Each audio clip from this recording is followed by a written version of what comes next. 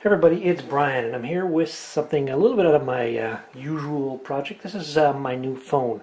This is a Ouku Horizon, and this is a Chinese sort of non-branded phone that I've got from lightinthebox.com, directly out of China. And my wife and I were looking at some phones to replace our older ones, and we didn't want to get sucked into another contract with Rogers, so we decided to look for something different. We found these, and just going to share with the rest of you what we came up with. We got these for about $170. They're going for about $150 right now, just after Christmas, and we're pretty happy with it. It's a 800 gigahertz CPU, so it's pretty fast. It used the original one apparently had a 600, and dual SIM, and so you can put two SIM cards in if you want. I'm only using one. SIM 1's WCDMA and GSM, GPRS, and Edge. SIM 2's GSM, GPRS, and Edge. It's 3G compatible, but it downgrades the speed to 2.5G. So if you've got one SIM card, or you have two and you're putting a data card in, put your data card into SIM 1. It's going to be slightly faster. Multi-touch screen, Android 2.2. A couple of nice features about it is the speed. It'll run 3D apps fairly quickly. You can run like the Leo's Flight Simulator and that sort of thing on it and get fairly good performance out of it.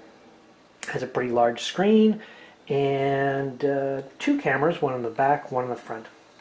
A couple things that are missing, or it doesn't have any notification lights, so if you get a message or something and you look at the phone, it doesn't tell you.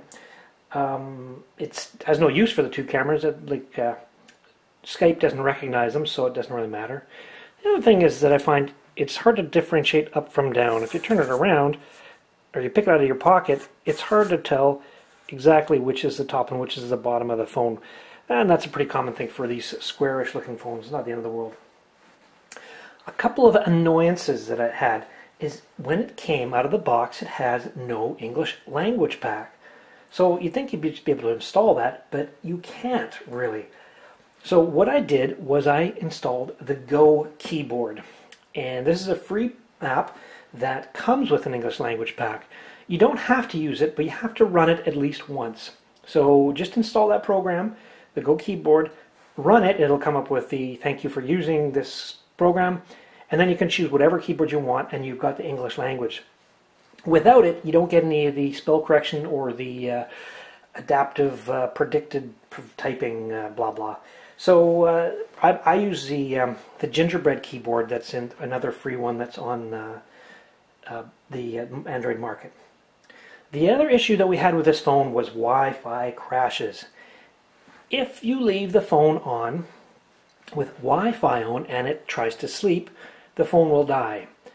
This is a problem at first and I was really frustrated with it, but what I did is I found that you can get it to not do that. And essentially, you need to go into your settings, go into your wireless and networks, Wi-Fi settings, then go to advanced, Wi-Fi sleep policy, and the Wi-Fi sleep policy should be never.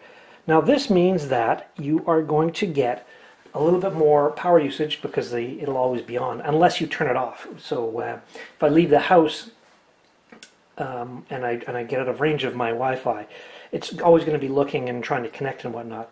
It doesn't seem to drain the battery that much. I get a full day out of the battery, and that's with occasional GPS usage and being away from home type of thing, and some Wi-Fi use at the house. So that's a bit of an annoyance.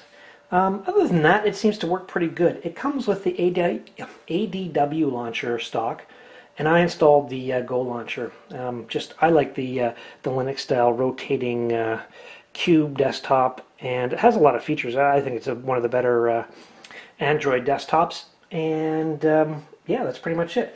This is the Ouku Horizon. I think it's only available at lightinthebox.com, and as I mentioned, it's about in the $150 range, and that is for a phone that is without any contracts. You're just getting the phone. Comes with the usual stuff like charger and whatnot. Takes a micro SD card, and that's pretty much it.